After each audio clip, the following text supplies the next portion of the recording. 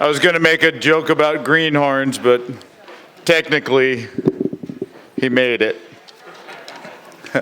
So John Branshaw, also known as the gap-toothed crabber, has 43 years of commercial fishing, fished the waters from Alaska to Oregon, member Astoria Fisher Poets, founding member of the Fisher Folk Festival in Cordova, Alaska, held each May.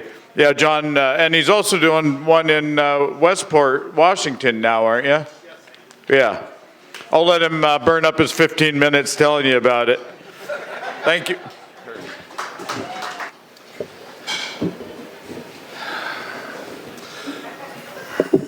Nothing like just getting out of the truck and jumping on stage. I started crab fishing in 1975 with my daddy and fished up in Cordova, Alaska. We used a lot of bait. It kind of went like this. Frozen clam guts, skinned mink. You know, I've tried it all. But the kitchen sink. Hake or mackerel, don't really matter. We just put it in a pot and we call it the cod platter. You know, I knew a guy who said sea lion worked fine. You know, if the feds would have known about it, they'd still be doing time. Clam, squid, or herring, who knows what works best? I'll just put it in a pot. I'll let those crabs take the test. It's bait.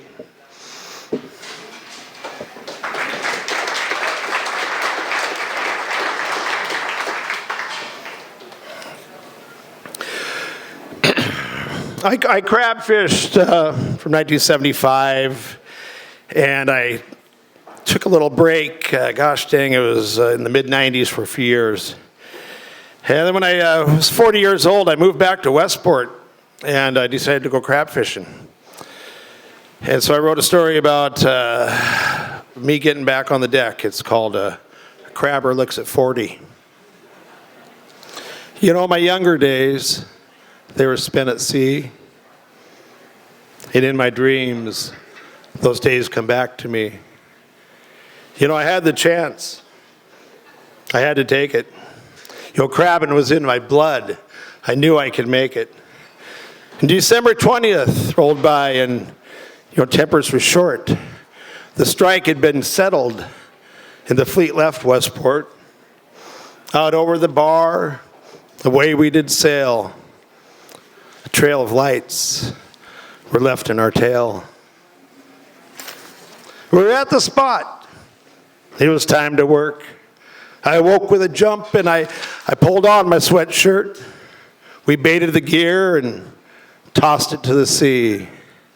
And I wondered what this season would bring back to me. And lo and behold, those pots came back full. And I tell you the truth, that is no bull. Well, we fished all the gear and I thought we would rest. And that's when that old crabber, he passed his first test. You know, it wasn't like the old days. Yeah, I think you know why. Back then I was a young buck. I hardly had to try. Well, we fished all the gear and the crew worked together. The fishing, it was good, and we had the weather. You know, the captain was fair and we made good wages. Looked like a season I'd remember for ages. As Crabber Looks at 40.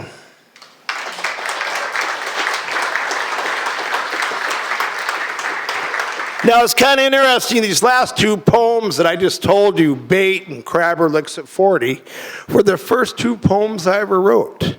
And I came here 20 years ago. I heard about this Fisher Poets gathering. And my mom said they're having an open mic at the Wet Dog at 4 o'clock on Saturday. So I wandered down here and I did my two poems. Afterwards, John Broderick came up to me and he said, you know, I like your stuff. Would you like to come back next year?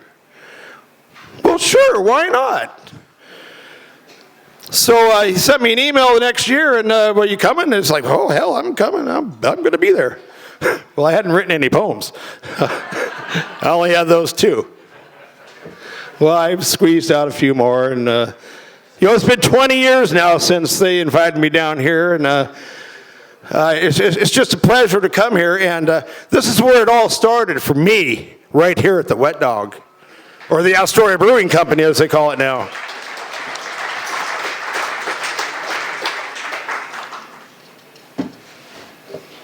Yeah, kind of interesting story. I fished for 43 years, like Rob said, but I crab fished. Crabbing's kind of tough on you. And eventually, you're either going to be in the wheelhouse or you're going to be done. And I spent some time in the wheelhouse, but my crabbing days were over 3 years ago, and I went to Ocean Gold, started working for Ocean Gold Seafoods. Anyway, I've written a few cannery poems now. I'd like to share those with you. This one's called Day 87 of the Hake Odyssey.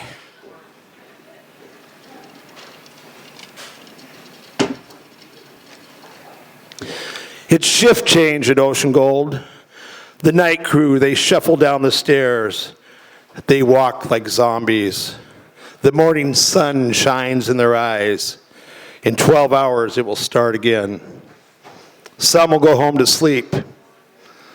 Some will go home to care for children while their spouse takes their place in the line. Some will go home to get high just to dull the pain of the last 12 hours. It's day 87 of the Hake Odyssey. The plant is not shut down. We are 50 million pounds into a 78 million pound season. I approach Big Red. That's my truck. Hake goo glistens in the sun on the back deck. I do a quick walk around, an oil check, and I'm ready to haul fish. Julio, he slams totes onto the bed of my truck. He shouts orders in Spanish to the others. He is not a morning person. Today I will haul 300,000 pounds of hake to the cold storage to be processed. 10 totes at a time, 1,500 pounds in each tote, 20 trips on the average day. Pablo unloads me at the cold storage. He stands 4'10". His hands are crippled by childhood arthritis. He is always in a good mood. He calls me Yanni. I reach a rhythm of hauling. Fish over, empty totes back, and the day wears on.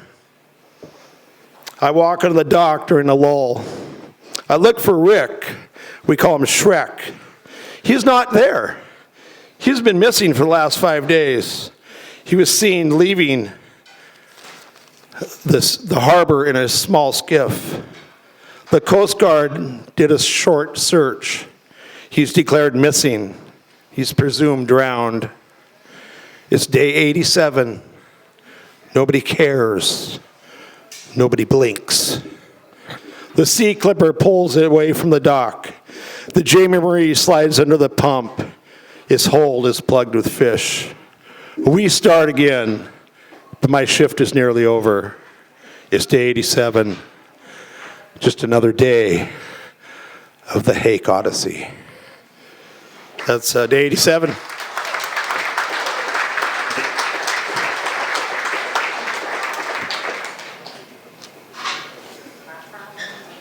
I got another cannery poem here I'd like to share with you. It's called Crabber Went A-Truckin'. I'm the crabber. Crabber went a-truckin'. He's rolling down the dock. He's working for Ocean Gold, and he's punching a time clock. Yep, I hung up the stick, and I traded it for the wheel. I'm heading south on 101 through the Tillamook Hills. I'm on to Newport to deliver bait. It's an easy task. I'm going to meet up with Johnny Law of the Lady Law. He's a TV star. I scored his autograph. Crabber went a-truckin'. It's not much different for the boat. Just like taking a 12-hour wheel watch with a lump in your throat. It's kind of tense, gripping that wheel. 10,000 pounds of dungeons you can't afford to spill. We're back to Westport. I'm going to punch the clock. The crabs are on the dock safe, and they're sitting on the dock. Yo, Crabber went a-truckin'. The job and I agree. But I miss that life. I miss that life. I miss the sea. That's Crabber Winter Truckin'.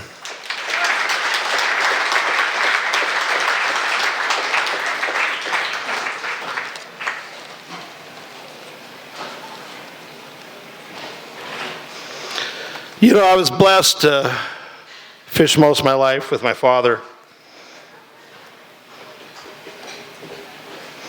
And, he passed away a couple years ago. I miss him greatly. He fished till he was 80. I wrote a poem about him. I'd like to share it with you here. It's called Dick's Poem. 60 years of bar crossing, the old man's been at sea. Salt, it flows through his veins. I think most would agree. He got his start in Tokeland. He fished with his friends, Fizz and Fats, and his uncles Doc and Ray. Pullers, they were paid $7.50. And baiters, $5 a day. With a Randy Sue and a string of gear, he'd soon made his mark. But tales of Alaska, they tugged at his heart. So Dad followed his dream, and he set a course north. The Hanson's handbook would guide him. There'd be a lump in my mom's throat. For the next 30 years, Cordova was home. Summers spent north. That was the norm. Throughout the years, he made a lot of trips. He made it home safe. He never sank a ship.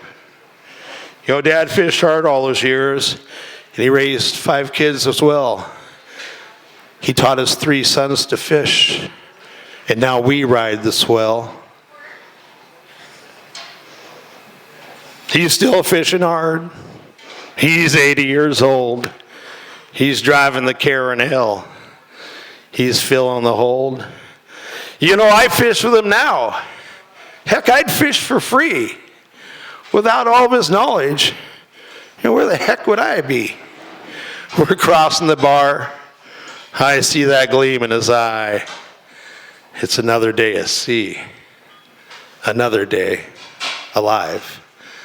That's Dick's poem. Thanks for helping me out there.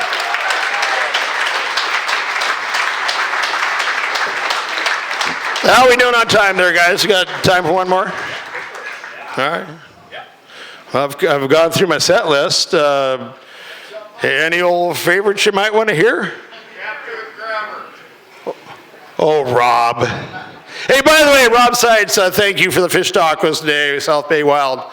Awesome food down there, folks. You get a chance while you're in Astoria. Swing by there. The gap-toothed crabber, I ran that poem into the dirt. Anybody not heard it? You never heard the gap-toothed? Serious? All right. Okay. I'm just going to tell it to you two guys then.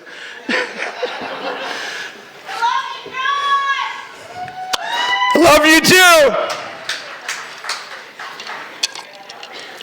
All right. Now, if you've not seen this poem, you must watch me because it's a visual. Those gap-toothed crabbers. That's what you always see. Now, I'm a gap-toothed crabber. What do you think of me? I got a new tooth, but it's just a temporary. I take it out and I show the girls. It's really kind of scary. And everybody asks me, well, John, how the hell did that happen? Well, let me tell you the story, folks. It happened out crabbing. It was a beautiful day on the ocean, but there was a brisk east wind. My buoys, they were kind of hanging off the beach. I had to turn the boat in. Oh, the gear was a mess. A big swell had screwed us. But, we were doing our best. There was, just the two of us. Sun was in my eyes. I spotted a buoy. I put her in the smoke hole and I shouted, "Crab Louie!" Throttled it back. Grabbed that buoy. Yep, hauled her aboard with all of my fury. I put her in the block. Then I dropped my stick. That son of a bitch, it bounced off the rail and it smacked me in the lip. You know, Van, he usually grabs a stick. Guess he was busy. My mouth, it was a throbbing.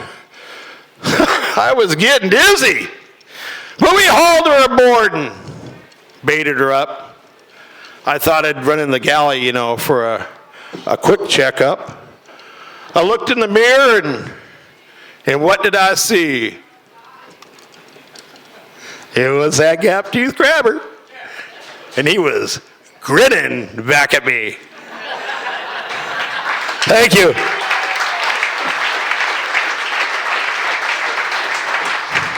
Thanks for putting up for me. You know, it's the highlight of my winter to come down here and perform. I just live a couple towns up the road here in Westport, Washington, but you know, I don't care if there's 2 feet of snow and the bridge was out, I'd still get down here. Thank you. Thank you so much. Thanks for supporting Fisher Poets.